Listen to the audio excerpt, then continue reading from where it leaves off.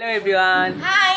এই সায়নকে খুব মিস করছে। না আজকে জিনা শুটিং এ এসে দেখো কি করছে এখানে। ওই যে সেরকম ওই যে কোনো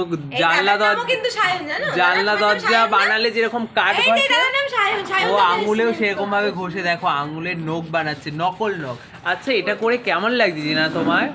এটা কি বললো দরকার ছিল নকল নখ?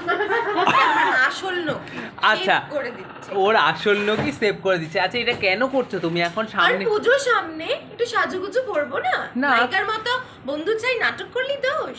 আচ্ছা কিন্তু এই নখের সঙ্গে পুজোর কি সম্পর্ক? তুমি এই নখ দিয়ে কি করতে চাও পুজো? আমি বলছি আসলে বিশ্ব আমাদের স্টাইলিস্ট, ও তো ভালো ভালো ড্রেস আমাদেরকে পরাতে পারে না, তাই যদি একটু নখ চোখ মুখ সুন্দর করে যদি একটু ভালো দেখানো যায় নিজেদেরকে। মিষ্টি তোমার কি বক্তব্য এটাতে?